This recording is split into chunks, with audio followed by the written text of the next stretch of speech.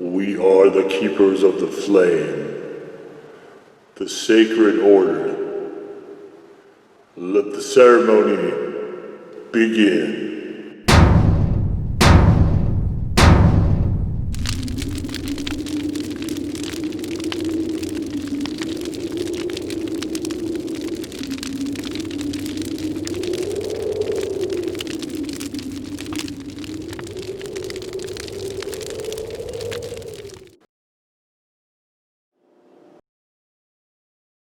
And today, faithful acolytes, we take a look at something new.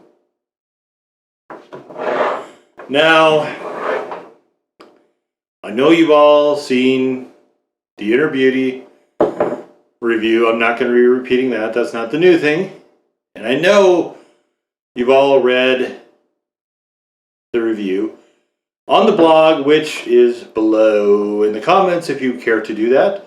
And if you have not for some reason. So, what I wanted to do today, because it's Thanksgiving, is I wanted to show you some more cooking stuff. And just kind of have a video that's not the usual type of thing I do. Now, Thanksgiving is a time where I think I did a video last year as well for this, but it's a time where it carries a resonance with a lot of people. And of course, in 2020, in this age of COVID we find ourselves in, a lot of people will not be gathering for the holidays. But even in the holidays, it can often be a time for chili heads where they are left out of it, because most of the food is going to be of the blander, milder variety. So I thought one of the recipes that I came up with when I was testing this sauce, and I've eaten this sauce more than any other. I also wanted to celebrate this a little bit.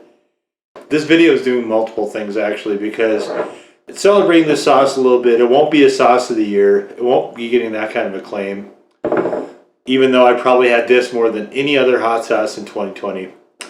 But I also wanted to kind of give a nod to Emmy made in Japan. I did a Flamekeeper fire cider after she did her fire cider. And I don't know if she's done this or not. I have not watched every single video she's done. But big fan. She's great. I think she's tremendous. And some of the stuff, to a degree, is maybe a little bit inspirational. I wouldn't say all of it, because we do very different channels, but you know, she's good. I encourage everyone to watch her channel. It's really good. But I thought, okay, let's try to do a bunch of things. Let's try to just have a special video. And I didn't mean it to be just me talking. But what I wanted to do was to give you something. If you're making things to bring, for instance, it probably won't be this year, but maybe in the future, and you happen to be making, say, deviled eggs, for instance, there's an easy way to kind of make yourself just a portion of deviled eggs that will be more satisfying for your chili head. So today that's what we're doing. We're making the Inner Beauty deviled eggs. Now, as you can see, there's hard-boiled eggs in front of me. You're also going to need a knife, a spoon, a fork, some dill relish. This one happens to be Mountain Olive. I don't love this one, but I happen to have it on hand. So Mountain Olive, dill relish. You can use any dill relish you like. Paprika, a bowl, and some mayonnaise. If you like to use Miracle Whip instead of mayo, that's fine as well. So we're just going to kind of go through this. I'm not going to do this step by step. You guys can watch the video. It's not like there's complexity to this. So first thing we do, let's move all this to the side so you can see, is we take these eggs. These are already hard boiled, and I have a way of hard boiling them. If you're interested, let me know, and we can maybe start talking a little bit about some of the other recipes. But what I do is I get these hard boiled, so they peel easily. They're always perfect. There's no dents, no nicks, nothing. These are 100% perfect. So if you want them for presentation to get them perfect, that's what we're after. So anyway, we're just going to split it right down the middle, as close to down the middle as we can. All right, so here's what we should have. We should have this perfect thing like so. And then we're going to do it with the next one as well. All right, and then we're going to do it with the third one. Now I had actually made up a lot of these, but some of these got eaten. So unfortunately I can't show you the gluttony of me eating everything I was going to make for you today, but that's fine. We're going to have 6 deviled eggs at the end of this, so that's the important thing. Now, if you have cooked these successfully, you can do this by hand. If not, very delicately with a spoon, get the yolks out, and let's do this over here so hopefully you guys can see it. See these? I don't even need the spoon. You can just gently kind of squeeze together here, and the yolk should just fall out. Most of my yolks are intact. That particular one isn't, but you can kind of go through here, and oh, this one got really busted up. Come on, buddy, get out of there. So you want to be really careful so you're not getting any of the whites. You just want yolks. Okay. All right. You don't want to leave. You want to leave as little as possible in the egg. Okay, and here we go. Here we go. Okay, and last one here is this one. So we should have a number of very nice, come on you, some very nice hollowed out eggs at the end of this. Okay, so I need to grab a napkin really quick. You guys have seen me have the roll of napkins on the table so many times, you're probably wondering how I forgot. So, and I just want to wipe this up because I don't want to either get another spoon or introduce debris into our relish. Okay, so next thing we're going to do is we're just going to mash up these yolks, nothing else. Okay, you can mash them as coarse or as thin as you like. I personally like them to be in very, very small chunks. So I spend a little bit of time with this. Of course, as with everything, you can do it however you like, but I like them to be small. I don't like them to be...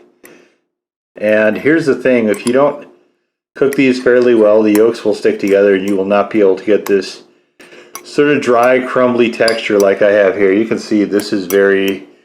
The majority of this is very finely minced. Okay, so... And we have some that stuck together a little bit there. We'll break it apart with our fork. This isn't... I don't really care about stuff like this. I just kind of let that go. If it is too big and is bigger than you want, you can also take it and toss it. Just throw it out. But okay, so I'm just going to break it apart by hand. All right, from here, what I do is I take the mayo, and I've already pre-shaken it, and all I do is I just squirt a little semicircle right there. Now, the thing with this is you want to start with less than you think you will need unless you're used to measuring it by eye like I am. And the idea is that you're able to pick everything up off the sides. Also, you don't have it too mayo-y because, of course, as we know, what can you do? You can always add, but you cannot take mayo out of something, right? So we're just going to stir it up here. This is about where I like mine. I like this to be nice and thick so that when I try to scoop it back into the eggshells, it will retain more of its shape.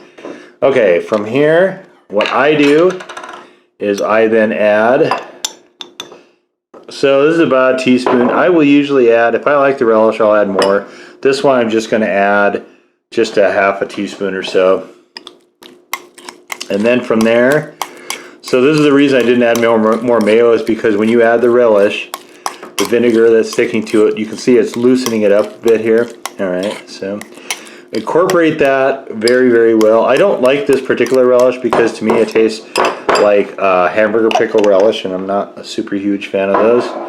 Okay, so from there we go to our buddy here, the Inner Beauty. And so what I do is I pour just a stripe like so.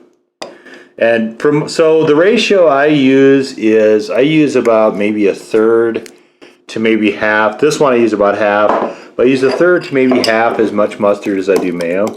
And it's gonna give us this beautiful goldenish, sort of golden yellow texture here. And we're just gonna keep stirring it. I keep stirring it. It smells awesome. And we've got some stuck up here, so that'll be okay because we'll hit that. You can see there's a little pool here. We want to incorporate this 100% together. We don't want it. Now, and the best way to really have this, guys, to be honest, and you see we're getting sort of a paste to it. The thing that we really don't want to have here is we don't want separation. We want this all to be together. Okay, the good thing with this too is if you let it chill, you'll really get a very, very nice melding of the flavors. These particular ones obviously will not be chilled by me, but getting those ingredients together and letting it sit in that fridge and think about what it did is the way to go. Okay, so what I'll do is I'll guess. And that one obviously I guessed poorly. And so we're just going to try to do this. And so I try to use the largest eggs I can. You can use like a melon baller, things like that if you want to be neater. I'm not going to, these are not for presentation. I don't care about any of that. I'm just showing you guys my recipe and how to put it together and generally what the finished product should look like. And then I'll try to get as much of this as I can out of the bowl because this is just wonderful stuff. And we'll put this in here, and you can go back through and sculpt it up and meld it a little bit if you want to. Let's get this last bit here. All right, so, and you can tuck it. Ideally, if you're doing this for presentation, you want all of these to look the same.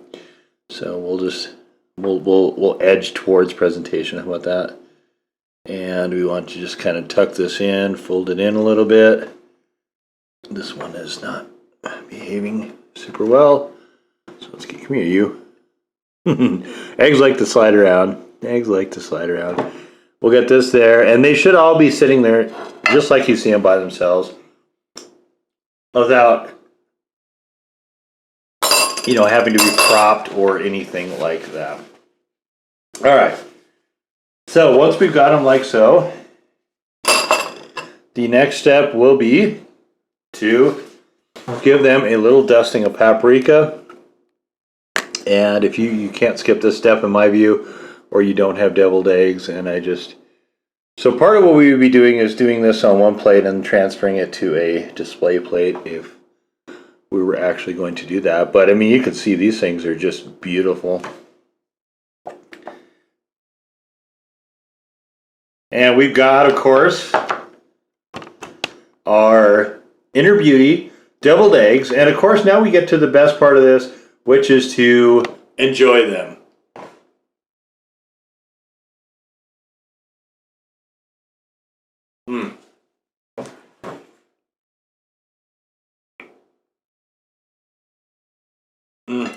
So good. And it's got just the perfect amount of spice.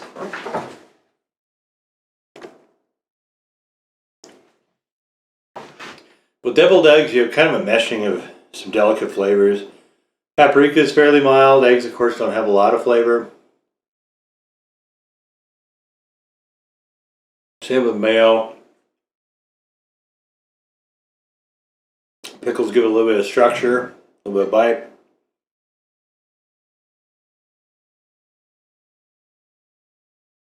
If you cook the eggs perfectly, you can do this, which is to bite it in half.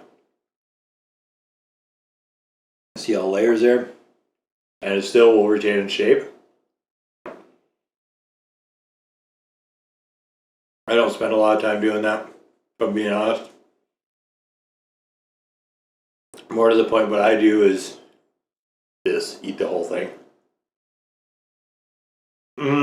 It's so good. And if I would let this sit in the fridge for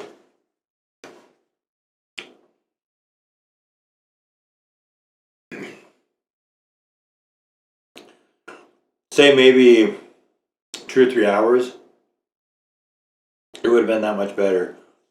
And of course, if you're making egg salad, then you can just skip the paprika, and or you can mix it in if you really want to have it. And then of course, you just grind up the whites as well with what I just showed you, and slap it between a couple pieces of bread. I'm not a huge bread fan though, so.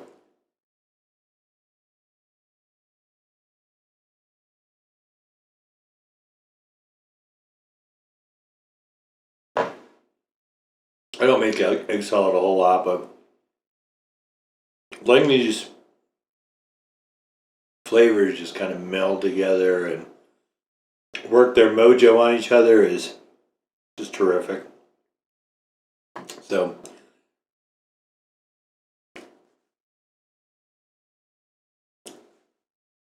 if you're a fan